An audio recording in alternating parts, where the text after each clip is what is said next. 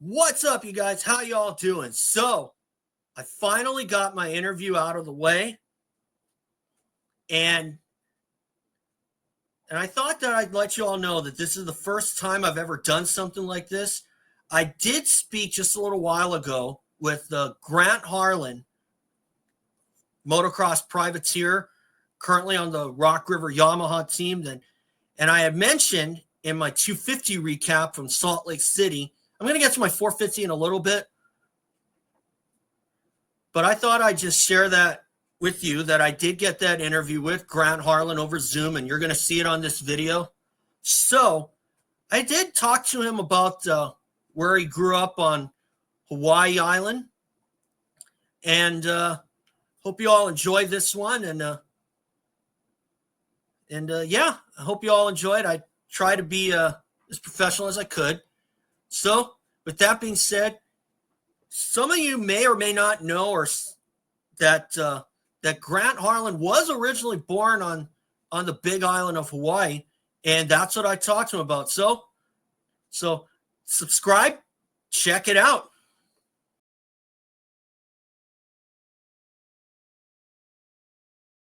Okay, first time I've ever done something like this. I'm speaking to someone who actually has Hawaii ties. Grant Harlan, how you doing, my man? Good, man. How are you? Good, thank you. And again, thanks for talking to me.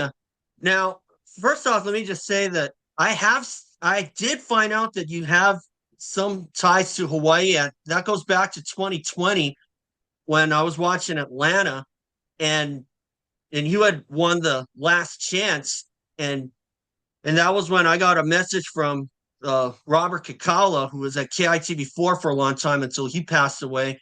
So you actually asking if you really are from the state of Hawaii. You were born there. Yeah, I was born on the Big Island in Kona in 2001 and lived there until 2010 when we moved to Texas.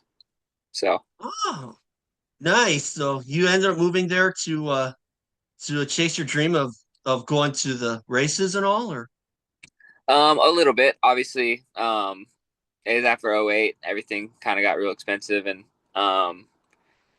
yeah, we needed a change, and Texas was real good for racing dirt bikes. Obviously, middle of the country, prices were good, schools were good, housing was good, so kind of picked that to as an all around place to go live, and seemed to have worked out pretty well.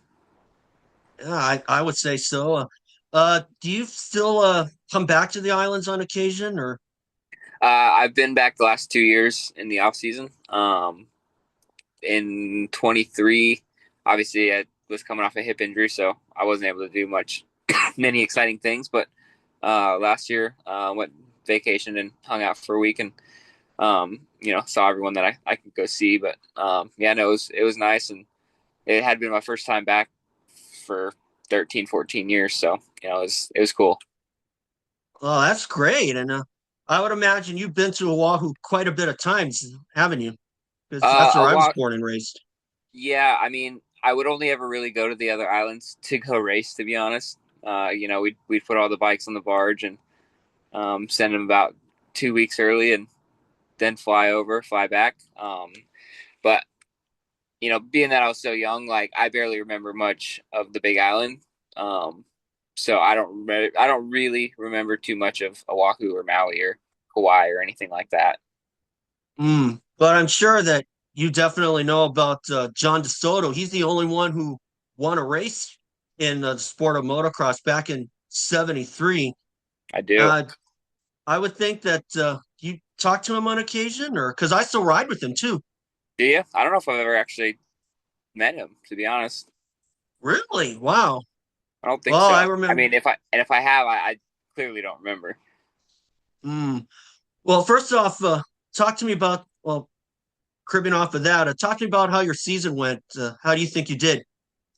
I mean, start of the year was a little rough. Had a couple moments that were good, and then um, kind of had a little bit of a slump. But I feel like the last 6 or 7 races or so, I kind of started figuring things out a little bit more and turning it around. And um, overall, it was okay. Nothing to write home about. But I'm fairly happy with it and getting ready for outdoors. And he ended up, I believe, 19th this past Supercross season.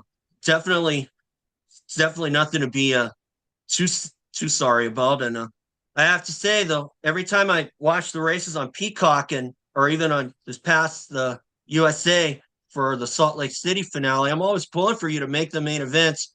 And you made just about every single one. I think you missed like three or four this year. So do you Uh, feel like oh, no, you're all good. I was gonna say, I think my in 23 I missed 4 or 5, and then this year I think I made about half, something like that. okay. So whenever you make the main events at all, do you feel like you're is there a part of you that makes you feel like you're making the state of Hawaii proud? I mean, obviously a little bit. I feel like I said, I kind of was so young when I grew up there that um, and obviously I've spent more time on the mainland that it's a little bit of me. I wouldn't say it's a major part of me. So I do have the a little bit in me where I'm like, this is kind of cool for Hawaii, but nothing like you know. Obviously, I don't live there anymore, so it's not like I feel like I'm you know part of it. You know what I mean? But there's a little bit for sure. Well, that's good.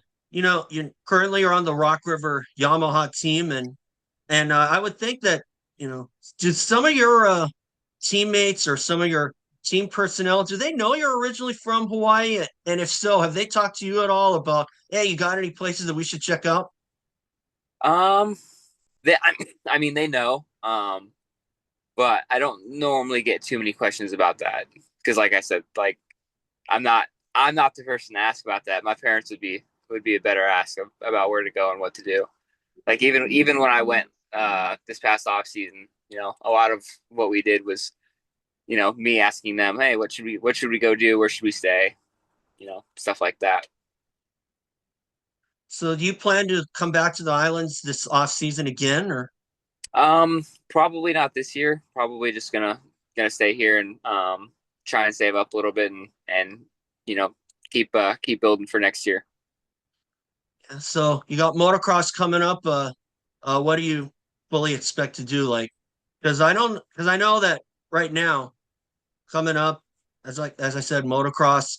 You put in some good performances in 23, and that's when I happened to see a graphic come up when I was watching Thunder Valley, and it listed you as from Kailua-Kona. And that's kind of like I was like 95% certain at the time that you were from the islands, and that's when it really affirmed to me. So, what are your expectations for this upcoming season of Moto? Obviously the end goal is to be in the top 20 for SMX overall. Luckily I've been able to do that the last 2 years, and that's the end goal. So whatever it takes results wise to do that is my number one priority. And in terms of like actual finishes, I feel like I can be around that top 10 group again. Oh, definitely pulling for you there. And I have to say though that going back on John DeSoto, I'm sure that a lot of people would probably be dating when that was going to happen. Of course, I said back in '73 he won the Delta race in I believe it was Ohio. So do you feel like that opportunity is going to come around for you, or at least be on one of the factory teams in the future? I mean, obviously that's everyone's dream. As far as winning a race, I'm not too sure about that, but you never know. If we keep working, anything's possible.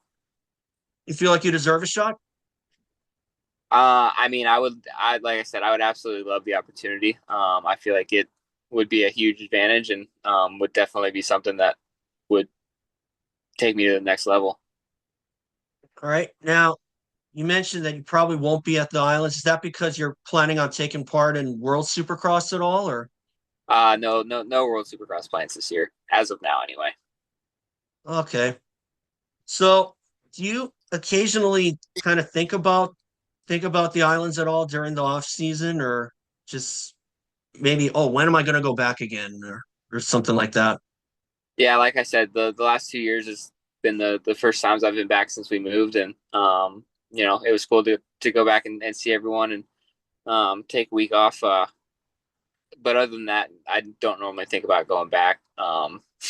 Funny enough, being a white ginger, the sun is not really my friend, and I'm not a huge surfer. So, other than racing dirt bikes and maybe playing golf, there's not many things that I could do on the island that I couldn't do here. That's okay. Well, I have to say though that some of my dad's cousins actually live on Hilo, and I would presume you've been to that part of the Big Island, right? Yeah, I went last year when we went for vacation. Well, that's good. Where did you stay and what did you do? So we stayed Kona side, and we went to Hilo or we went Hilo side to go horseback riding up. I'm not not good with the names there, but one of the ranches on that side. We went and horseback rode, and then went to Hilo and um, got some food and everything afterwards, and then went back. So really only went there for a day, but yeah, we stayed Kona side. Is that one of the things that you miss about the islands? Horseback riding or anything like that, or I've the actually only. foods or. I mean, I do miss the food for sure. Nothing like fresh fish day of fresh caught. Can't beat it. Is that what you grew up eating, or Oh yeah. loco Oh yeah. moco, or I Oh, even? don't. Now you're getting me hungry. Now you're getting me hungry. Oh, great. Well, as far as how 24 went for you, talk to me about that. 24 was definitely tough. Coming off the big injury in 23 at the end of the year. Kind of jumped into the racing season probably too early. Wasn't really prepared physically for that, so took a while to build into it, but ended up having some good outdoor results, and like I said, was able to make SMX again, which was nice, and um, yeah, kind of built myself back up for this year. All right. Now, as far as any of your hangouts, do you remember much of them from state of Hawaii or that you went to? Any what? Any hangouts at all? Like right, like where you went to school or like went to park or anything or Um, all I really remember is the private school I went to, Hawaiʻi Academy, which I don't think is there anymore, but um, was definitely interesting growing up private school and then going to the mainland and going to public school with thousands of kids. okay. So obviously the Hawaii sports season is kind of winding down. Baseball's playing later tonight. Do you kind of follow any of the Hawaii sports at all or anybody from the islands who are trying to make a name for themselves? Because I know that men's basketball, they didn't make the Big West tournament, but softball, they had their season ended in the Big West tourney. Do you follow any of those local sports at all? Not really. I've never really been into like the high school slash college sports level. Even here, I don't really pay much attention to it. Really, the only sports I follow is like basketball. Sometimes in the playoffs, if the game's on at a restaurant or something, I'll watch it. But that and football, but not real big into watching other sports too often. Well, I actually conveniently left out the college football. I know their seasons haven't been all that great. But obviously, as far as moto is concerned, there is the Hawaiian Supercross that took place in 2019. That was kind of my only memory of Aloha Stadium, and of course, the stadium's condemned, but it's still standing. Did you happen to know about the Hawaiian Supercross at all? I know you probably didn't take part in that, but did you happen to know about that at all? Yeah, I remember hearing about that, and I wasn't quite racing Supercross yet, so I never did it. And I was always hoping, they would bring it back so I could go do something like that because I feel like that would be really cool. And you never know, maybe they'll do that again in the future. But yeah, I thought it was cool, and like I said, I was hoping I would be able to do that one day because um, I don't know, it'd be cool to race in front of the home crowd. Yeah, that was kind of like my only real memory of Aloha Stadium, recent anyway. It was like I said, the stadium's condemned, and unfortunately, they've been kind of going back and forth about when it's going to be when the new stadium's going to be built. And right now, the latest word is 2028. Did you happen to have you been to the Aloha Stadium before at all, or No, oh you haven't? Oh wow. Well, yeah, I can like I say said, I grew up on the Big Island and really only went to Oahu, Maui, and Kauai whenever we would go race the other series. So I never really remember going and doing anything else on the other islands. so as far as Maui goes, where have you been to that you remember? Just the dirt bike track. Okay. I can honestly say that the only island aside from Oahu, I've been to the Big Island only, and that was at Waikoloa. I'm sure you stayed there a bunch of times, right? Oh, I've been there. Yep, that's one of the names that's familiar with me. Oh yeah. What else is that you remember off the top of your head? Uh, I'd honestly say like Waikoloa's like Waikoloa Village is pretty prevalent, and I'd obviously remember more stuff if I heard it, but that's one of the few. Okay. So as far as going back to your year so far, I know you had that crash at Seattle, and looks like you're back to normal from that. Talk about how bad that was to you, because obviously you weren't prepared for that one.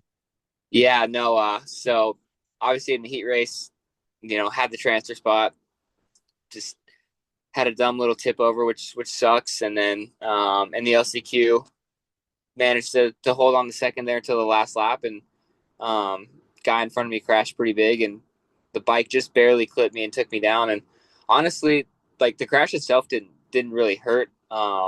Really, the only like lasting thing from that is my middle finger on my left hand has been a little swollen, but nothing broken, nothing that bothers me. Um, the real big bummer about it is I had two good chances to make the main event there, and um, wasn't able to get it done. So that was probably the worst part of that. Yeah, speaking of worst parts, of course, the last couple of rounds there have been a couple of controversial moves. Of course, everyone knows about Hayden Deegan and Cole Davies at Denver, and of course, the last round, RJ Hampshire and Seth Hamaker. I'm sure you must have seen those. What was your take on that, on those two moves personally?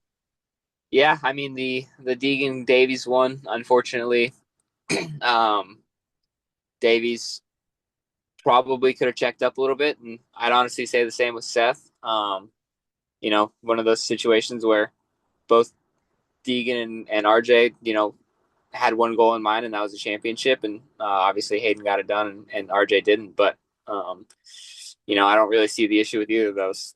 Just two guys going for it. Yeah, because personally, I mean, when I first saw Cole Davies, that happened to Cole Davies, I was like, oh man. And I was like, man, that is just something that he didn't deserve, especially from his own teammate. Do you think if that were you out there, at least in Davies' position, do you think it would have been any different if that were you out there? No, I mean it'd be one of those things where you on the track in the moment you're pretty bummed and upset about it, and then you go back and watch, and you're like, you know what, it's not as bad as I thought it was. So Did you say the same thing between RJ and Seth? I would, yeah. Um, like I said, I think if either Davies and Seth check up, um, they don't they don't go down. So obviously I've had my fair share of moments like that where I'm like, in the moment I get up and I'm like, wow, dude, like why would he do that? And then I go back and watch and I'm like, you know what? I was on me for not, having a heads up moment and, checking up and being more patient. Do you feel like you're going to be in that position one day, whether it's the 250s or the 450s? Man, I'd like to. Be cool. And I'm sure because you had I think fifth overall and I think 2020 in the 250 class, and then you ended up leaving that behind. Then you got picked up by Rock River Yamaha. I'm sure that must have been a dream come true, right? Yeah, it was cool. Honestly, though, like believe it or not, I was actually pretty like not stoked on it just because I got fifth and got lapped, which was, I mean, obviously fifth is cool, but um, it'd be nice to be on that lead lap and up there with those guys. And I know that obviously you got to take what you can get. You've won some LCQs, and of course, I did watch the LCQ challenge. Obviously, that was not your average, not your average kind of race. Talk about how that went for you, as I know that you went down in the second race.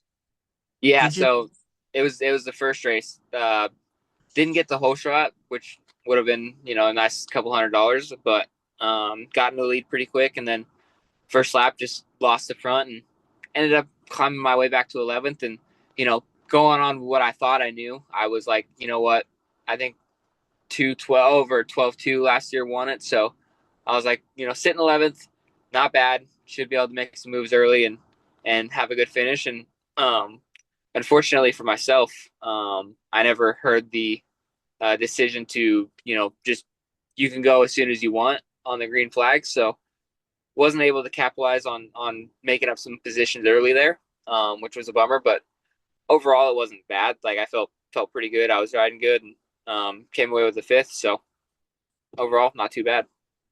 And I'm sure the team was still pretty happy with how you did, huh? Absolutely, for sure.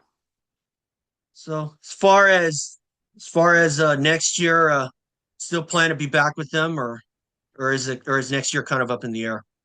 Um, usually in situations like this, we're kind of day by day, week by week, month by month. So as of right now, I don't have any plans for next year yet, but I'm sure we'll have something come along here over the next few months.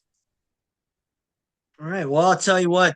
I'm definitely pulling for you to maybe get a top 10, at least in the motocross. I know you did so in 23, and that was obviously because the most of the field was kind of depleted. And now you got some of the heavy hitters like Eli Tomac, Jet Lawrence, Hunter Lawrence coming back. Do you feel like that you're going to have your hands full this summer I for a mean, top yeah, 10?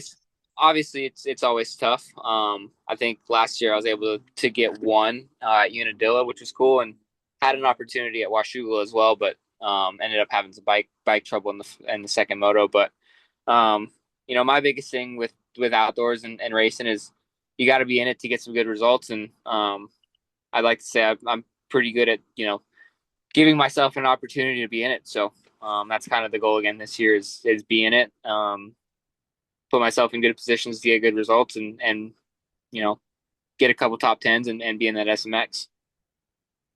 The top tens are top 10 is the goal for now until you possibly get that factory shot. Or Absolutely, yep.